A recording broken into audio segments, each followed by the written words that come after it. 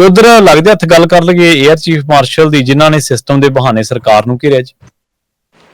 ਬਿਲਕੁਲ ਜੀ, ਭਾਰਤੀ air chief marshal ਸਰਦਾਰ ਅਮਰਪ੍ਰੀਤ ਸਿੰਘ ਹੋਰੀ, ਹਵਾਈ ਫੌਜ ਦੇ ਮੁਖੀ ਸਰਦਾਰ ਅਮਰਪ੍ਰੀਤ ਸਿੰਘ ਹੋਰੀ, ਉਹਨਾਂ ਨੇ ਇੱਕ ਵੱਡਾ ਸਵਾਲ ਖੜਾ ਕੀਤਾ। ਠੀਕ ਹੈ ਜੀ। ਉਹ ਕਹਿੰਦੇ ਵੀ ਜਿਹੜੇ ਰੱਖਿਆ ਪ੍ਰੋਜੈਕਟ ਹੁੰਦੇ ਨੇ ਉਹ ਕਦੇ ਵੀ ਸਮੇਂ ਸਿਰ ਪੂਰੇ ਨਹੀਂ ਹੋਏ। ਮਤਲਬ ਉਹਨਾਂ ਦਾ ਐਲਾਨ ਬੜੇ ਜ਼ੋਰ ਸ਼ੋਰ ਨਾਲ ਹੁੰਦਾ ਹੈ, ਸਮਝੌਤੇ ਬੜੀ ਜ਼ੋਰ ਸ਼ੋਰ ਨਾਲ ਹੁੰਦੇ ਨੇ, ਪਰ ਉਹ ਪ੍ਰੋਜੈਕਟ ਕਦੇ ਮੁਕੰਮਲ ਨਹੀਂ ਚੱਲਦੇ। ਖਾਸ ਕਰਕੇ ਉਹਨਾਂ ਨੇ ਮਤਲਬ ਕਿ ਇਹ ਸਾਰਾ ਕੁਝ ਉਸ ਸਮੇਂ ਕਿਹਾ ਜਦੋਂ ਭਾਰਤ ਦੇ ਰੱਖਿਆ ਮੰਤਰੀ ਉਹਨਾਂ ਦੇ ਸਾਹਮਣੇ ਬੈਠੇ ਸੀ। ਰਾਜਨਾਥ ਸਿੰਘ ਦੀ ਹਾਜ਼ਰੀ ਦੇ ਵਿੱਚ ਭਾਰਤੀ ਤਿੰਨੋਂ ਯੂਨਿਟਾਂ ਦੇ ਵਿੱਚੋਂ ਇੱਕ ਯੂਨਿਟ ਦੇ ਮੁਖੀ, ਹਵਾਈ ਫੌਜ ਦੇ ਮੁਖੀ ਵੱਲੋਂ ਇਹ ਬਿਆਨ ਦੇਣਾ ਕਿ ਜੀ ਰੱਖਿਆ ਪ੍ਰੋਜੈਕਟ ਤੈਅ ਸਮੇਂ ਦੇ ਹੱਦ 'ਚ ਪੂਰੇ ਨਹੀਂ ਹੁੰਦੇ, ਇਹ ਠੀਕ ਨਹੀਂ ਹੈ। ਇਹ ਸਿਸਟਮ ਤੇ ਹੀ ਸਵਾਲ ਨਹੀਂ ਗਾ, ਸਰਕਾਰ ਤੇ ਵੀ ਸਵਾਲ ਹੈ। ਸਰਕਾਰ ਤੇ ਵੀ ਸਵਾਲ, ਬਿਲਕੁਲ ਸਹੀ। ਕਿਉਂਕਿ ਐਗਰੀਮੈਂਟ ਕਰਦਾ ਕੌਣ ਹੈ?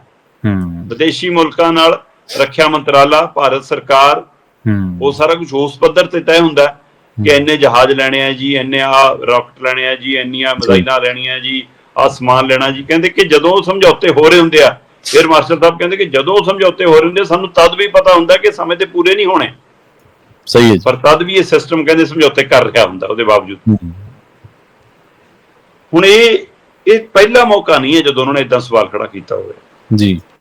ਉਹ ਕਹਿੰਦੇ ਕਿ ਕੰਟਰੈਕਟ ਸਾਈਨ ਹੋ ਜਾਂਦੇ ਨੇ ਪਰ ਉਹ ਪੂਰ ਨਹੀਂ ਚੜ੍ਹਦੇ। ਠੀਕ ਹੈ। ਇਸੇ ਤਰ੍ਹਾਂ ਦਾ ਬਿਆਨ ਉਹਨਾਂ ਨੇ ਫਰਵਰੀ 2025 ਚ ਵੀ ਦਿੱਤਾ ਸੀ। ਠੀਕ ਹੈ। ਜਦੋਂ ਉਹਨਾਂ ਨੇ ਭਾਰਤ ਦੀ ਇੱਕ ਕੰਪਨੀ ਦਾ ਹਵਾਲਾ ਦੇ ਕੇ ਕਿਹਾ ਸੀਗਾ, ਕਹਿੰਦੇ ਕਿ ਇਹ ਦਮ ਭਰ ਰਹੇ ਨੇ ਕਿ 11 ਤੇਜਸ ਤਿਆਰ ਕਰਕੇ ਦੇਣਗੇ ਇੰਨੇ ਸਮੇਂ 'ਚ। ਕਹਿੰਦੇ ਮੈਨੂੰ ਪਤਾ ਇਹਨਾਂ ਨੇ ਦੇਣੇ ਹੈ ਨਹੀਂ। ਤੇ ਉਹਨਾਂ ਨੇ ਜਦ ਵੀ ਸਵਾਲ ਖੜਾ ਕੀਤਾ ਸੀ ਉਹ ਨਹੀਂ ਮਿਲੇ ਸੀ ਉਸ ਤੈਅ ਸਮੇਂ 'ਚ।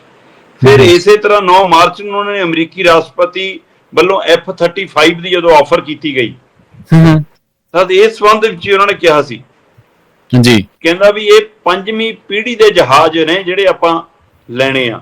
ਠੀਕ ਹੈ ਨਾ। ਤੇ ਅਗਲੇ ਨੇ ਆਫਰ ਕਰਤੀ ਤੇ ਆਪਾਂ ਖਰੀਦ ਲਿਆ, ਏਦਾਂ ਨਹੀਂ ਹੁੰਦਾ।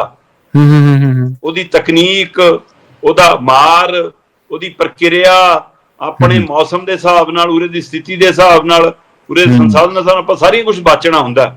ਸਹੀ ਹੈ ਜੀ। 에ਅਰ ਮਾਰਸ਼ਲ ਸਾਹਿਬ ਕਹਿੰਦੇ ਕਿ ਤੁਸੀਂ 5ਵੀਂ ਪੀੜ੍ਹੀ ਦੇ ਜਹਾਜ਼ ਜਾਂ ਉਹ ਤਕਨੀਕ ਦੀਆਂ ਚੀਜ਼ਾਂ ਖਰੀਦਣ ਜਾ ਰਹੇ ਹੋ, ਉਹਨਾਂ ਦਾ ਸਮਝੌਤਾ ਕਰਨ ਜਾ ਰਹੇ ਹੋ। ਕੋਈ ਫਰਿੱਜ ਨਹੀਂ ਲੈਣ ਜਾ ਰਹੇ ਕਿ ਦਰਵਾਜ਼ਾ ਖੋਲ ਕੇ ਦੇਖ ਲਿਆ ਅੰਦਰ, ਹਾਂ ਖਾਨੇ ਠੀਕ ਨੇ, ਚਲੋ ਜੀ ਭੇਜ ਦਿਓ ਘਰ ਨੂੰ। ਸਹੀ ਹੈ, ਬਿਲਕੁਲ ਜੀ।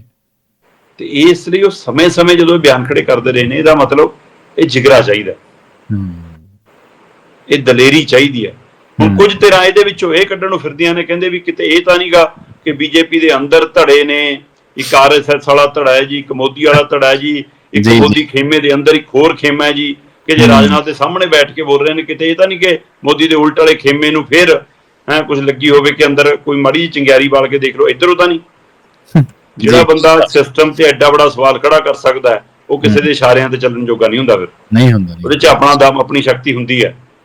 ਇਸੇ ਲਈ ਉਹ ਬਾਰ-ਬਾਰ ਇਹ ਸਵਾਲ ਖੜੇ ਕਰ ਰਹੇ ਨੇ। ਹਾਂ, ਕਈ ਇਹਦੇ ਵਿੱਚੋਂ ਕੋਈ ਹੋਰ ਵੀ ਕੱਢ ਸਕਦੇ ਨੇ ਵੀ ਕਿ ਕਿਸੇ ਨੇ ਕਹਾ ਲਿਆ ਹੋਵੇ ਜੀ, ਕਹਿਤਾ ਹੋਵੇ ਜੀ, ਬਾਅਦ ਚੋਂ ਜੇ ਸਵਾਲ ਆਊਗਾ ਕਹਿਣਗੇ ਜੀ ਦੇਖੋ ਜੀ ਇਹ ਤਾਂ ਬਾਗੀ ਪਾਣਾ ਹੈ ਜੀ, ਕਿਉਂਕਿ ਉਹਨਾਂ ਚੋਂ ਫਿਰ ਸਿੱਖ ਵੀ ਲੱਭ ਸਕਦੇ ਨੇ ਜੇ ਉਹਨਾਂ ਦੇ ਚਿਹਰੇ ਚੋਂ। ਹਾਂਜੀ, ਸੋ ਇਹ ਵੀ ਕਈ ਤਰ੍ਹਾਂ ਦੇ ਨੈਰੇਟਿਵ ਲਾਏ ਜਾ ਰਹੇ ਨੇ। ਪਰ ਜੋ ਉਹਨਾਂ ਦੀ ਜੀਵਨ ਸ਼ੈਲੀ ਹੈ, ਜੋ ਡਿਸਿਪਲਿਨ 'ਚ ਰਹਿੰਦੇ ਨੇ, ਉਹ ਉਹਦੇ ਆਧਾਰ ਤੇ ਉਹ ਧਰਮ, ਜਾਤ, ਫਿਰਕਾ, ਇਹਨਾਂ ਚੀਜ਼ਾਂ ਨੂੰ ਪਰੇ ਰੱਖ ਕੇ ਆਪਣੀ ਫੌਜੀ ਡਿਊਟੀ ਨੂੰ ਨਿਭਾਉਂਦੇ ਹੋਏ ਕਹਿੰਦੇ ਕਿ ਉਹਨਾਂ ਦੀ ਇਹ ਬਿਆਨੀਆਂ ਔਰ ਇਹ ਸਿਸਟਮ ਲਈ ਉਹ ਆਪਣੇ ਪੂਰੇ ਸਾਥੀਆਂ 'ਚ ਜਾਣੇ ਜਾਂਦੇ ਨੇ ਪਹਿਲੇ ਦਿਨ ਤੋਂ। ਪਰ ਤੁਹਾਨੂੰ ਜੋ ਆਪਣੀ ਵਿਰਾਸਤ ਚੋਂ, ਆਪਣੇ ਧਰਮ ਚੋਂ ਜੋ ਮਿਲਿਆ ਹੁੰਦਾ, ਤੁਸੀਂ ਉਹਦਾ ਵੀ ਪ੍ਰਤੀਕ ਹੁੰਦੇ ਹੋ।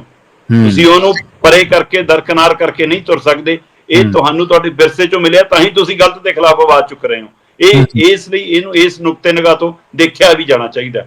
ਸੋ ਖੂਬ ਤਾਰੀਫ ਹੋ ਰਹੀ ਹੈ ਜੀ, ਮੁਲਕ ਭਰ ਦੇ ਵਿੱਚ ਇਹਦੀ ਚਰਚਾ ਇਸ ਬਿਆਨ ਦੀ, ਤੇ ਪੂਰਾ ਮੁਲਕ ਜਿਹੜਾ ਮਤਲਬ ਕਿ ਮੋਦੀ ਹੋਰਾਂ ਦੇ ਉਸ ਕਾਰਵਾਈ ਨੂੰ, ਜਿਵੇਂ ਫੌਜੀ ਕਾਰਵਾਈ ਨੂੰ ਕੈਸ਼ ਕਰਨ ਨੂੰ ਫਿਰਦੇ ਨੇ, ਉਸ ਦੇ ਉੱਤੇ ਇਹ ਜਵਾਬ ਹੈ ਅਮਰਪ੍ਰੀਤ ਸਿੰਘ ਹੋਰਾਂ ਦਾ। ਉਹ ਕਹਿੰਦੇ ਕਿ ਅੱਜ ਦੀ ਲੜਾਈ ਜਦੋਂ ਲੜੀ ਉਹ ਹਵਾ 'ਚ ਜਾਣੀ ਹੈ, ਫਿਰ ਉਹ ਹਵਾ ਵਾਲੇ ਸਾਧਨਾਂ ਦੇ ਲਈ ਵੀ ਤੁਹਾਨੂੰ ਤਿਆਰ ਰਹਿਣਾ ਚਾਹੀਦਾ। ਇਕੱਲੇ ਸਮਝੌਤੇ ਕਰ ਲੈਣੇ ਨਹੀਂ ਹੁੰਦੇ, ਉਹ ਪ੍ਰੋਜੈਕਟਾਂ ਨੂੰ ਸਿਰੇ ਵੀ ਚੜ੍ਹਨਾ ਹੁੰਦਾ। ਸਰਕਾਰ 'ਚ ਰਹਿ ਕੇ, ਸਰਕਾਰ ਦੇ ਮੁਤਾਬਕ ਕੰਮ ਕਰਕੇ ਤੇ ਸਰਕਾਰ ਦੇ ਕੰਮਾਂ ਉੱਤੇ ਹੀ ਸਵਾਲ ਖੜੇ ਕਰਨਾ ਮਾਦੇ ਵਾਲੇ ਲੋਕਾਂ ਦਾ ਕੰਮ। ਬਿਲਕੁਲ। ਇਹਦੇ ਵਾਸਤੇ ਸਭ ਤੋਂ ਪਹਿਲਾਂ ਜੇ ਲੈਸਨ ਕੋਈ ਚਾਹੀਦਾ ਤੇ ਉਹ ਇਮਾਨਦਾਰੀ ਦਾ। ਇਮਾਨਦਾਰੀ ਦੇ ਨਾਲ ਹੀ ਗੈਰਤ ਆਉਂਦੀ ਹੈ ਨਾ। ਜੇ ਘੁਟਾਲੇ ਕਰਕੇ ਤੁਸੀਂ ਕਹੋ ਕਿ ਮੈਂ ਸਟੇਜਾਂ ਤੋਂ ਨਾਲ ਦੀ ਨਾਲ ਗਲਮਾ ਫੜ ਕੇ ਲਾ ਲੈਣਗੇ ਅਗਲੇ। ਸੋ ਜਦੋਂ ਪਤਾ ਹੈ ਤੁਹਾਡੇ ਕਿਰਦਾਰ ਦੇ ਵਿੱਚ ਦਮ ਆ, ਤਾਂ ਫਿਰ ਤੁਹਾਡੇ ਉਸ ਜਦੋਂ ਤੁਸੀਂ ਦਾਅਵਾ ਕਰਦੇ ਹੋ ਉਹਦੇ ਚ ਵੀ ਦਮ ਗਿਣਿਆ ਜਾਂਦਾ ਕਿ ਇਹਦੇ ਚ ਵੀ ਦਮ ਆ, ਤੇ ਉੱਥੇ ਫਿਰ ਸਰਕਾਰਾਂ ਨੂੰ ਕਾਊਂਟਰ ਕਰਨਾ ਔਖਾ ਹੋ ਜਾਂਦਾ।